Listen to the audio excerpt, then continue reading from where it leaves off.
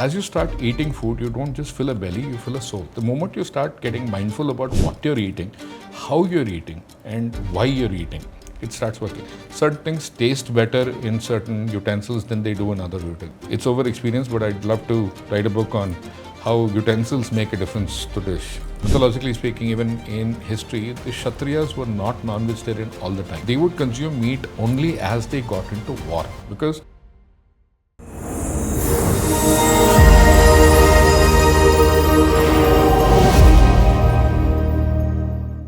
Hello and welcome to BergCast, a podcast where we have meaningful conversation around food and nutrition. I'm Ishita, a consultant nutritionist, and with me we have a very special guest, Chef Koushik, also known as the Mad Chef. We are very pleased to have you on the show, sir. thank you so much. Mad and very proud of it. So tell me, starting off, diving straight into that, how were you known as the Mad Chef? Actually, way back when I was in college, I was known to mix and make fusions of dishes which were Indian preparations with continental styles of presentation. And my chef instructor at that time came up and said, hey, listen, this is not going to work. People are not going to like this. We're not going to pass the exam this way. You need to get out of this because fusion is not acceptable. Okay? In my mind, it was not fusion. It was innovation. Okay, so we kept having fights over a period of time, and he said, listen, I'm giving you a last warning. You're a mad chef. Okay, this is not going to work.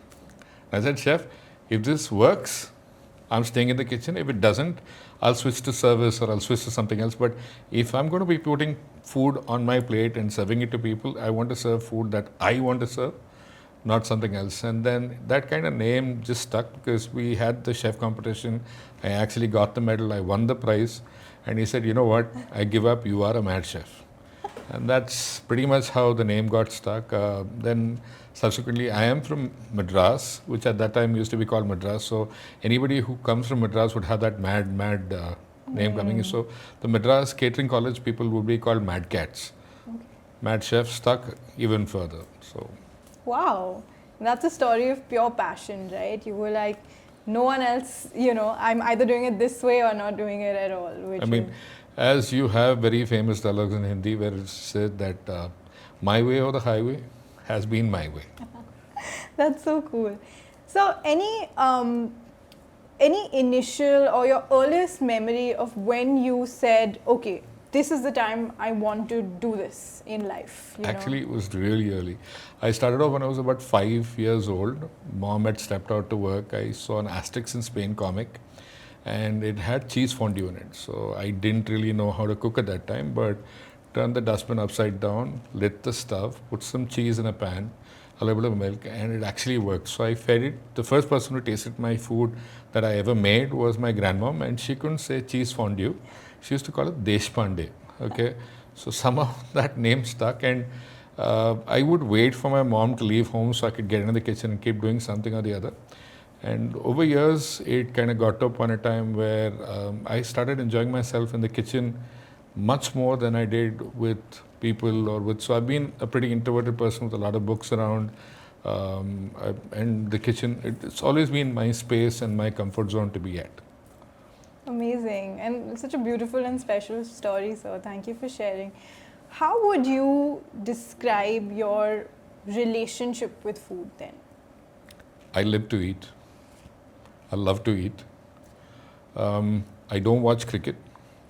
I don't follow politics. I don't see movies.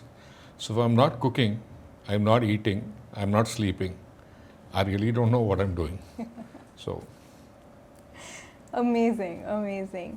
And coming towards, and I want to talk more about ethnic cooking, right? Or regional cooking as we call it. I've always had this question as a nutritionist as well, is that to what extent can we keep, should we keep the sanctity of, say, a regional dish and not temper with it? Or to what extent can we temper with that dish? I'm definitely going to get a lot of people worked up with what I'm saying to you, but in my mind, there is no such thing as an authentic recipe. Okay. The recipe, wherever it starts, is with some jugaad somewhere. Okay, if you're going to take Indian cuisine, Would you think chilies are a very integral part of Indian cuisine? Absolutely. Okay, unfortunately, the Portuguese brought the chilies from South America in the 17th century.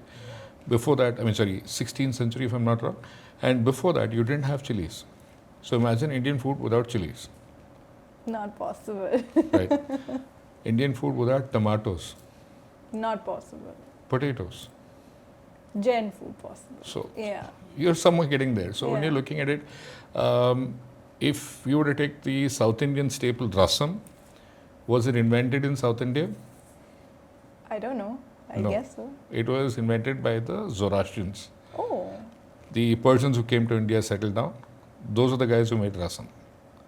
And this was somewhere, again, around the time where you didn't have tomatoes and chili. So if you're thinking rasam without tomato and chili, what was rasam? What was it? It was pepper. Oh. Okay, Right. so that was the spice. Yeah.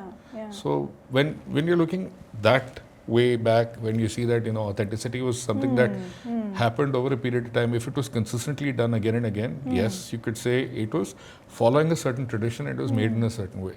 But over time, today, when you're having a Fanta in a dosa, okay, and you've got an ice cream dosa, I will definitely not say that it shocks me. It initially gets a reaction where I'm wondering, what is that person thinking? But then again, until I actually taste it, I don't know whether it's going to taste good or not. And I don't think I can judge and say that it's good or not. But today, you never know. That could be the dish that is going to have a Michelin star plating happening in another 5-10 years from now. And Speaking about these weird combinations, has there been a dish that you remember distinctly where everyone thought it was mad, it was crazy to have this kind of a dish but it actually turned out to be awesome and yummy? I don't want to necessarily praise myself, but that happens almost on a daily basis. So invariably, when I'm making food, people start wondering as to what I'm doing. Like, I'm known to be the mad chef, and the idea is that if I don't get a little shock into the factor, what are you doing? So in a restaurant recently I did where we put dal makhani on a Neapolitan sliced pizza with burrata cheese. Okay, now just what are you thinking when I'm saying a dal makhani on a Neapolitan pizza? I'm thinking, I don't know how that would taste. Roti and dal makhani. Oh. If you can do tandoori naan, if you can do a tandoori naan with dal makhani, you could do Neapolitan pizza with dal makhani. There's just a little cheese on top of it. Yeah. So would you say that, we see a lot of these Instagram videos of these, especially the roadside hawkers, as you said, the Fanta dosa and the ice cream dosa. Can you also call them the mad chefs? Totally yes. Totally yes. See, when I was very, very young, I'd been to an institute and I was learning French, and my teacher came up and he started talking about food, and he said cuisse de grenouille, which is actually frog legs, and escargot are the national dishes of France. So I made a face, and he looked at me and he said, okay, wait a second, what did you have for lunch? I said, I had curd rice and lemon pickle, and he made a face. I looked at him and I said, what's up? Just tell me what you're thinking. And he said, you had spoiled milk, leftover rice, and fermented lemons with chili and salt, which have been left outside for 15 days. And you have a problem with me eating snails and frog legs. Yeah. And then I realized we don't have the power to judge food or a person's choices or where they come from. Unless we're wearing the shoes that they're walking in, you don't know. Absolutely. So this said and done, I am a judge on shows. I judge as a chef. I am a culinary judge. What we do judge is the technical aspects of the food. Now, if you say that you're going to be making a Rogan Josh, I expect it to have the Ratan joke. It should be mutton based. But if you're making a dish which is inventive, I don't have parameters to judge other than the fact of what emotion it gives me when I eat it. Got it. Yeah. So Fanta dosa, I haven't had yet, but if I do, I can only say I like it or I don't like it. I can't say it's good or it's bad. That's fair. That's fair.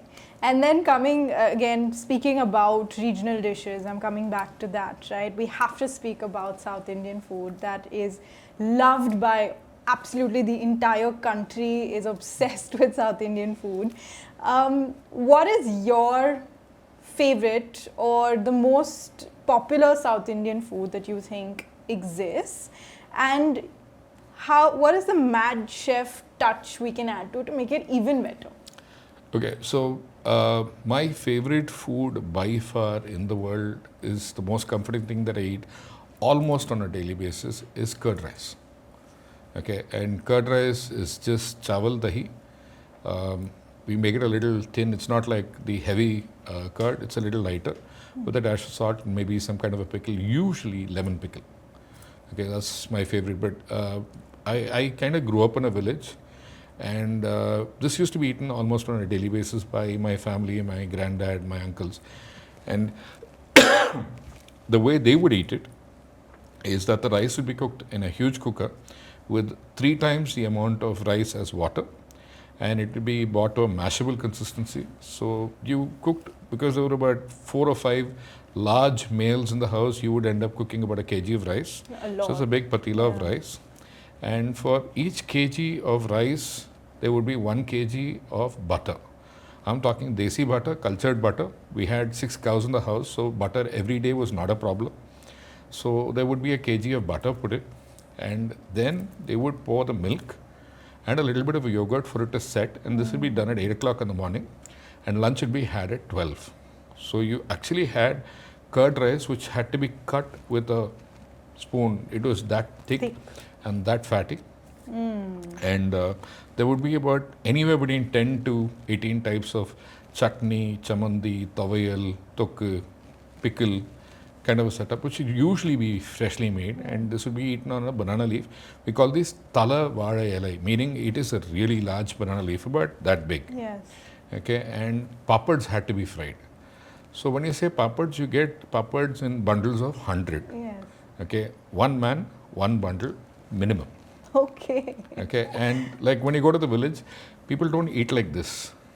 They eat like this. Yeah. Okay, so you got close to about 200 grams of curd rice in each mouthful that went in, and invariably after lunch would be at least a 2 hour, 3 hour nap, and then a wake up, and that's typically almost every day. So, just to understand what you said, right, it can be any dish, something as simple as curd rice.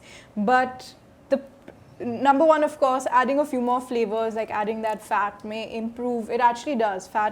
Adding some amount of dietary fat in food actually helps with the satisfaction of the food. So, that makes absolute sense. So, it's not just the food itself, but it's the entire process around the food. It's the entire celebration or anticipation of eating the food, where we're prepping the banana leaf, we're adding different textures, doing the crunchy papa, doing different types of pickles. That's what makes it yummy. That's what makes it so much more satisfying than just...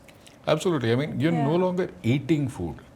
You first see food. You smell it. You feel it. Okay, and then you taste it. It's almost like what Alpichana had to say in Devil's Advocate. You have to go through all the senses, and only then you hit a certain point of satiety.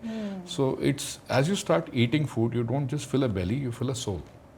So when we start planning and making out a dish or whatever it is, the moment you start getting mindful about what you're eating, how you're eating, and why you're eating, it starts working. I mean, I'm really happy that you didn't get this whole thing of fat that we were talking about in that curd rice in a bad way. But yes, there is a certain amount of fat, because what would happen there is there's a lot of carb, there's a lot of fat, and the papad is again oil and whatever. All those chutneys don't really count for fiber. But this is a really heavy meal which was had once in a day like this. The other time, like in the mornings, the breakfast would be more of a kanji, which was leftover rice from the previous day. Yeah. So you got probiotics with a little avanins and green chili kind of something. Yeah. And the night would be a very light tiffin. Something as light as 2 dosas.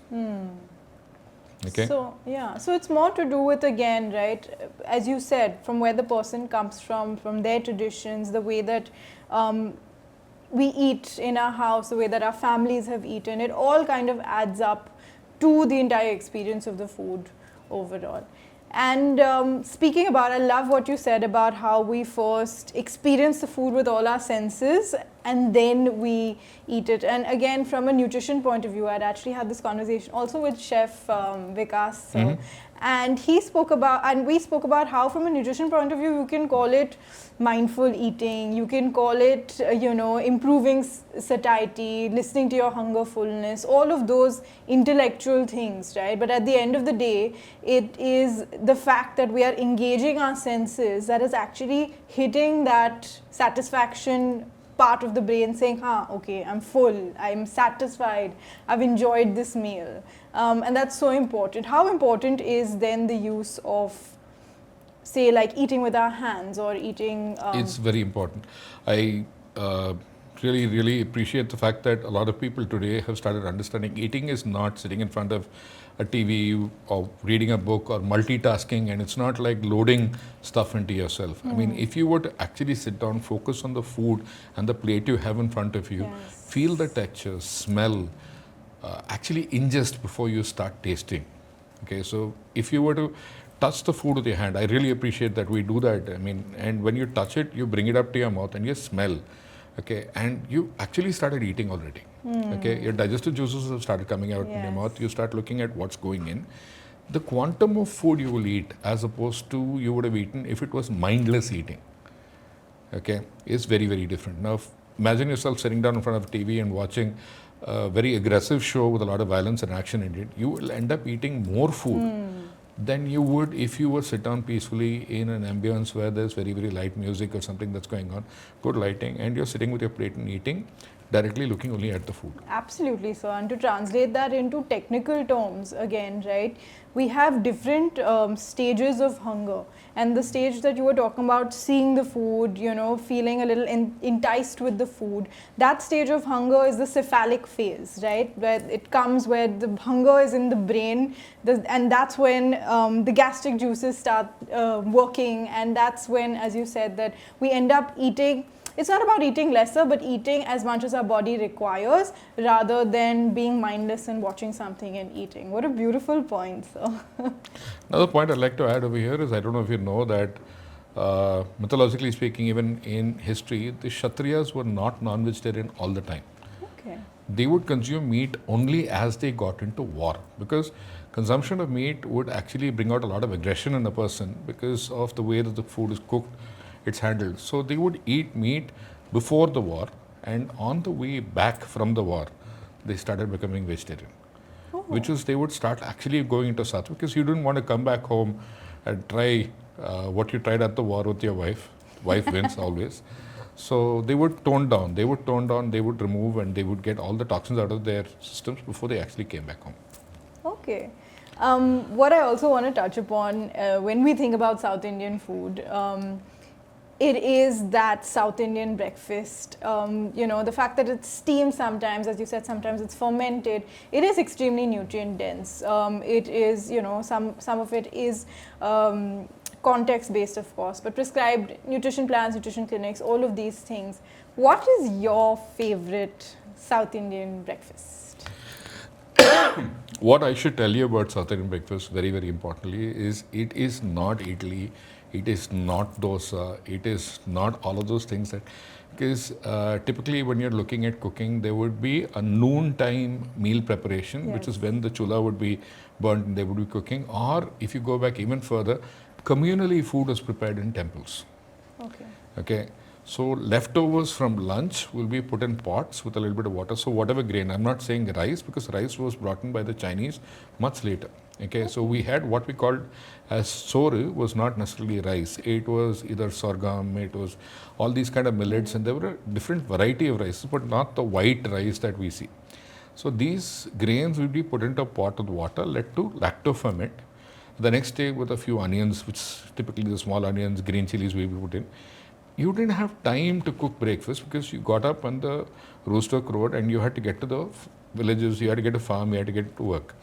So you would have this lacto-fermented beverage in a mud pot, okay, and head out to work. So at lunch is where you had a meal of millets, you had some corn, you had something simple which could be put into a box, and the wife carried it to the farmer, okay, and that is typically what we had.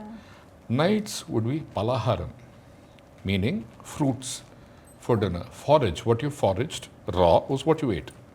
So if you're looking at the cycle, if you're looking at the glycemic index cycle, where you're looking at the Jains really perfect it. They say they come up with that 9 in the morning to 6, where you should have most of your eating done, and after 6 you should not be eating much, if nothing. Reason is, according to the body system, your glycemic cycle starts at around 9 o'clock and then ends at 6. If you follow everything else properly, your best times to eat food for it to get ingested is between that time. Yeah. That's true, in the sense that there's a lot of upcoming studies speaking about aligning our food habits to the circadian rhythm of our bodies, right? And when we say circadian rhythm, we mean the sleep-wake cycles of our body. And I think we just need to have a little more awareness about it. It's not any hard and fast rule, but it would be great if we do start aligning to that as much as possible in this metropolitan world of sorts. Okay, moving forward, I would love to know more about breakfast is incomplete without coffee, especially our South Indian filter coffee. What makes that filter coffee hit the spot every single time? You got to understand how the South Indians actually started off having filter coffee. Now you got 3 types of beans basically. You have the Arabica, the Robusta, and the Peaberry. Peaberry was a freak bean which was round in shape. So typically, if you went to any kind of Tamil Brahmin family, which is where most of the coffee was made, at the early hours of the morning, somewhere around 5 o'clock, is where the lady of the house would get up and she would have a kadai, heavy bottom, which we call bandli. Okay, and a heavy bottom utensil would be put on a charcoal fire, and the beans, they prefer to roast Peaberry as versus Arabica or Robusta because these were flat and didn't really get roasted well. So when this lady would roast, you got up at 5 o'clock in the morning smelling the smell of coffee getting roasted every day, green beans getting roasted. Okay, after a few minutes of that, it was taken to a hand grinder and ground into powder. Okay, so now the aroma of coffee smell is so much around the house and the family, and now it goes into getting decoction. So it's put into a brass filter, and then typically they'd have a pinch of sugar going in. 1:6 of water would be poured first. The first decoction was for the men of the house, the patriarchs. The second decoction was for the matriarchs, the women again in seniority. The third decoction for the children, and the fourth decoction for the help. Okay, so even when I stayed with my grandparents, this is how coffee was made. So just imagine at 5 o'clock you get up and you start smelling coffee. Half an hour later is when you get your cup. So my granddad would have his coffee. Basically, the cow's milk would be taken into a half-liter silver pot. Okay, it's called a kumba, which is got a shape like this. Okay, so it will be directly extracted, decoction poured in, frothed. The cow's milk is not boiled. Fresh off the cow, okay? So, and the whole thing is froth. Now, cow's milk is a little more watery than buffalo's milk, which was not predominantly used, and definitely more watery than what your pasteurized homogenized milk is. Okay, so this was not hot coffee, but it was warm coffee. And a half-liter silver kumba is what he got. So I got a little tiny cup on the side. So I got the best of the coffee in the morning, and that's how my romance with coffee started. And once you've been there as far as coffee, if you're sitting down today and we have filter coffee powder kept inside the fridge or the freezer, and then you're making it, it's nowhere near the same. So if you're having coffee, try to imagine you wake up and you smell coffee being roasted, ground, extracted, and then put in with milk and then made. Once that romance starts, you can't get anywhere else with it.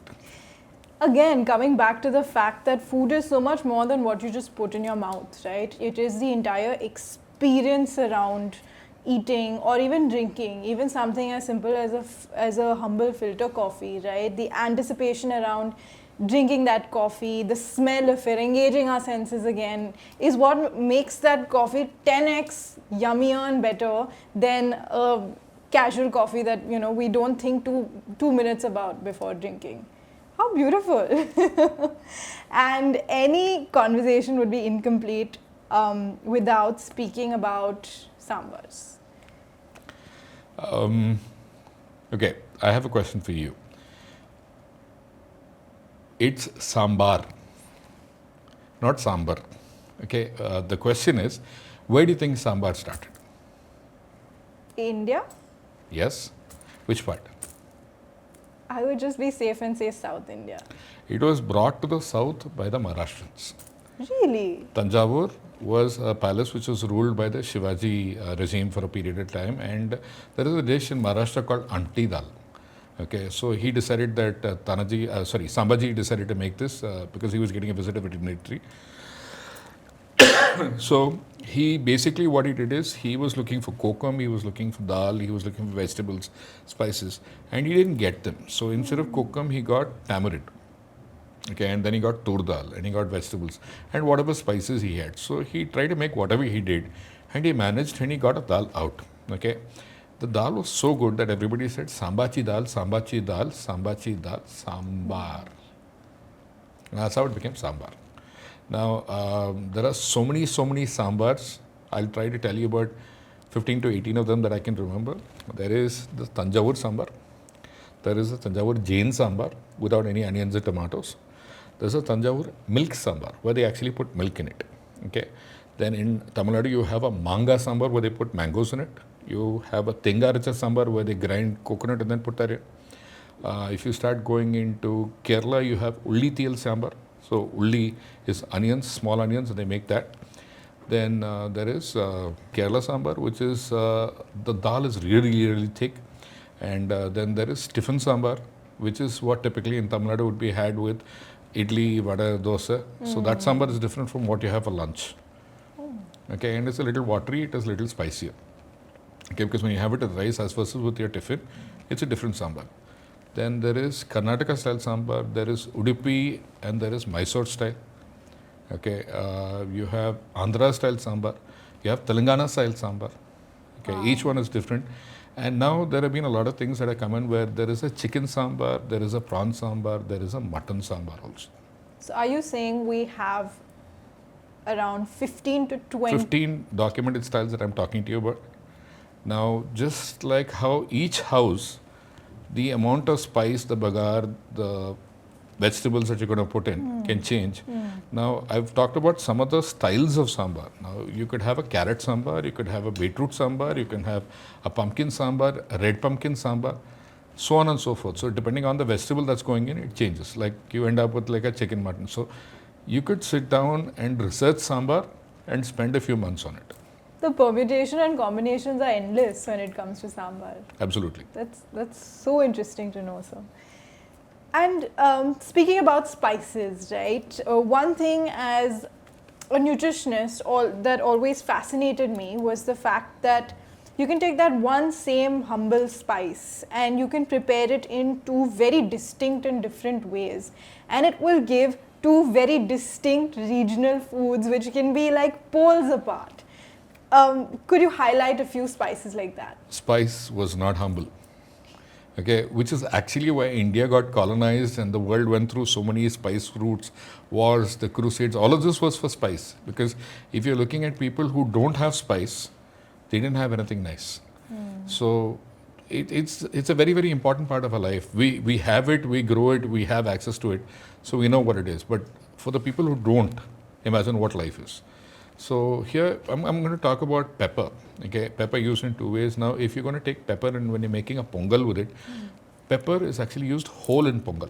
Okay, primarily because these pongal is usually cooked in the Margari Masam. In the Margari Masam, which is a very cold time in the south. I mean, in Chennai you have hottest, but this is that relatively not hot period of time where it's done. So you want food with a lot of carb, there's a lot of ghee, and there is whole pepper, which is supposed to give you a burst of energy and a certain amount of warmth inside your body, because you're typically walking around a temple wet and when it is cold.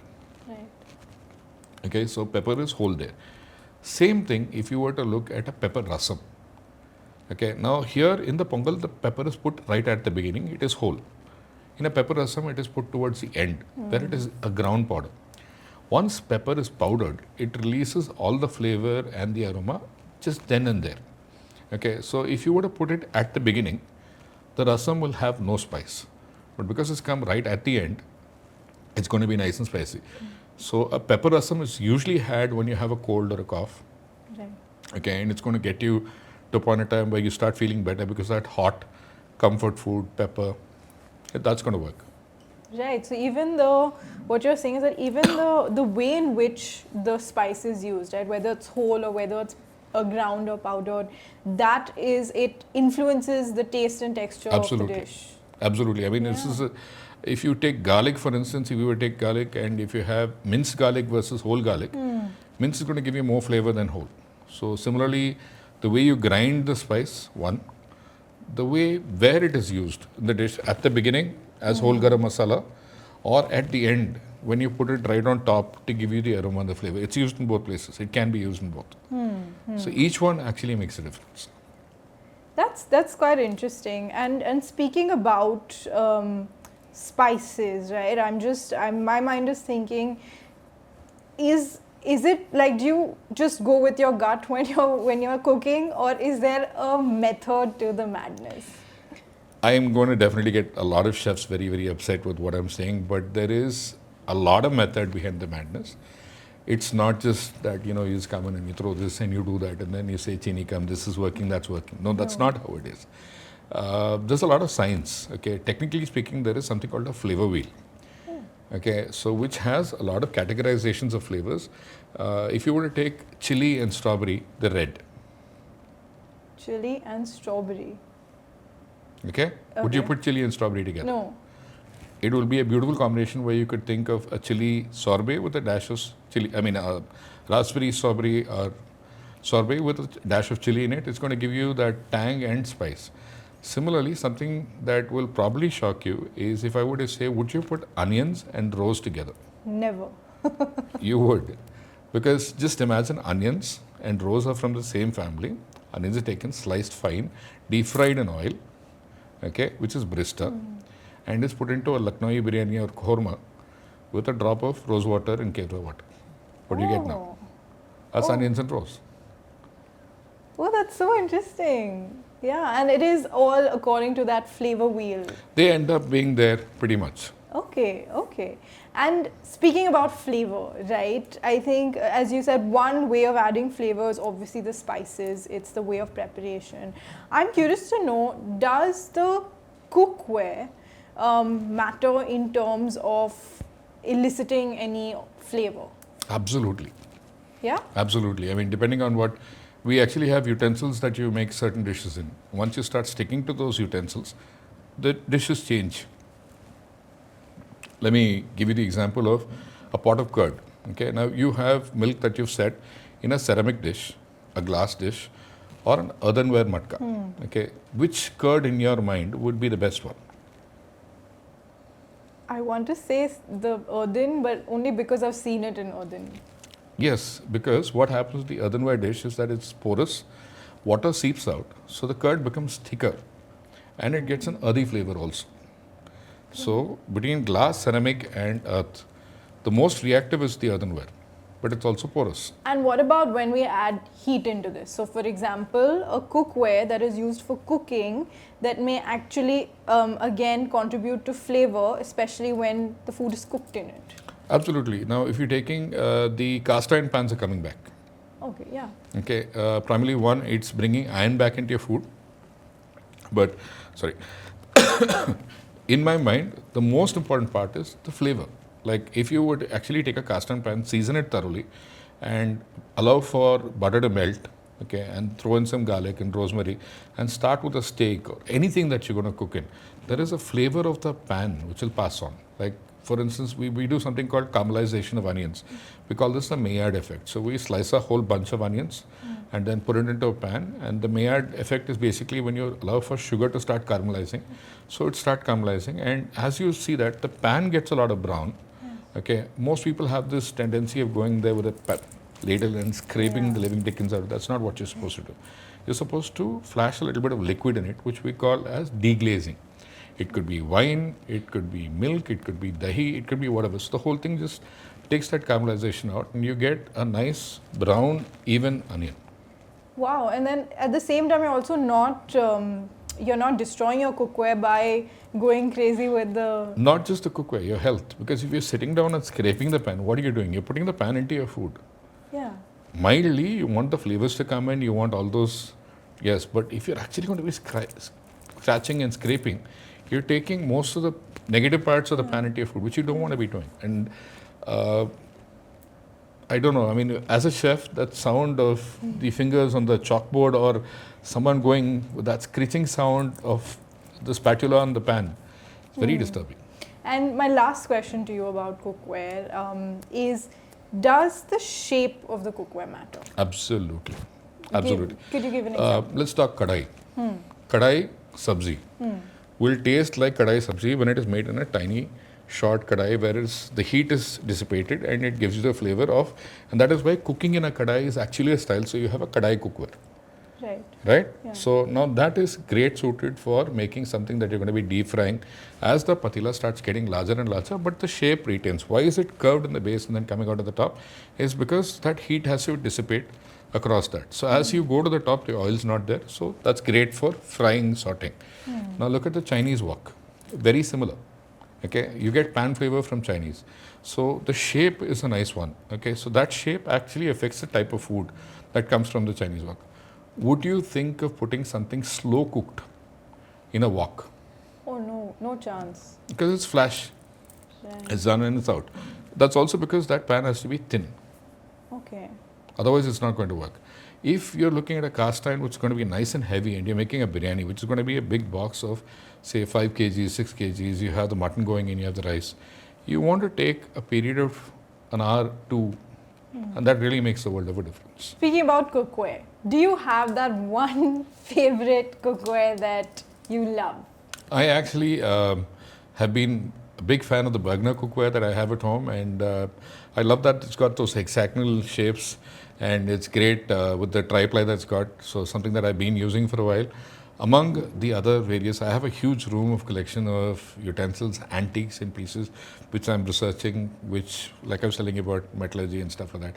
So tons of utensils. I mean, I love the way that, how we've had utensils where we cooked with a stick which would have a coconut shell, Yeah. okay, and where you would actually be very gently stirring food, because originally the medium was cooking or was not oil, it was water, Yeah. and you would gently stir, as opposed to then somewhere we got into all these stainless steel ladles, and where we got into this aggressive habit of scratching the base of every single pan that we made. Like, I see all these tea utensils that they scrape and scrape and scrape, and they remove all the aluminum into the tea. So it's a nice aluminum tea that they make. So, correct me if I'm wrong. Metal on metal, we shouldn't be scratching it. The sound it makes, you don't want to be doing that. See, there are certain things that need to be scraped, but it's usually when you're washing them. Okay, you'd probably be using a scrubber to clean that pan. But when you're cooking, you don't want to scrape it so aggressively. So I love that you have tools like the wooden spatulas, the silicone spatulas. You want to be gentle there in the pan. You don't want to be scraping the pan into the food. You want the food to cook. Yeah. And have you seen in your career, or even whatever you've read up on, do you feel like cookware has evolved?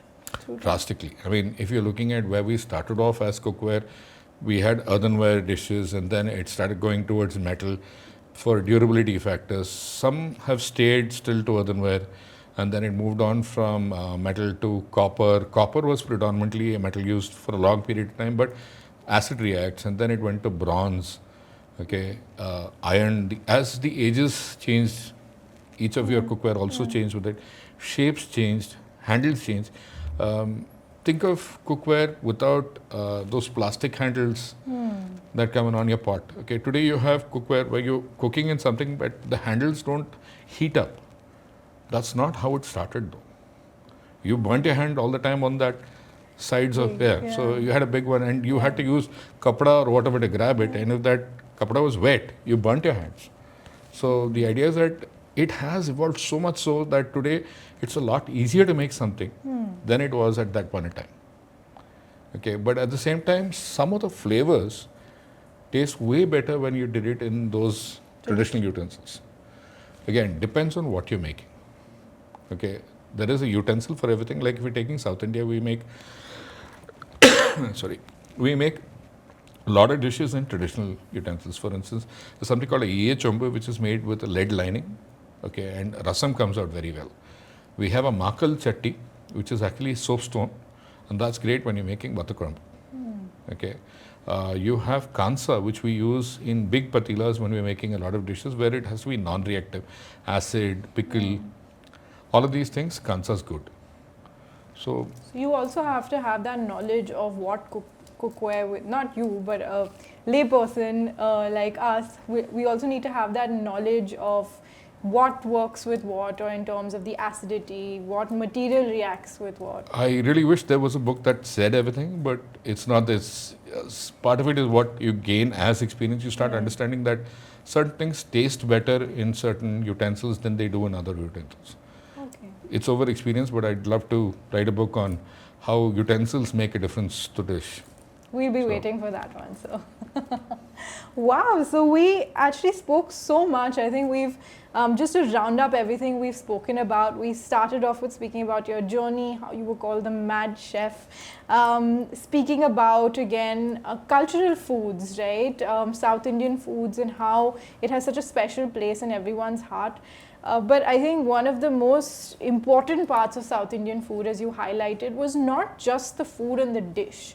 It was the entire experience around the prep, the textures with it, the slight flavors along with it, a few tweaks here and there. That is what makes that food so yummy and so interesting, and which is why it's so loved by everyone. I'm just saying, as us in Mumbai, we go and have dosa, we automatically start salivating just looking at them preparing the dosa, which is something that we don't see in too many other cultural foods as well. So yeah, I mean, this was such a beautiful conversation. I loved how we touched upon even the food science part of it, right? There is, we established that there is method to the madness.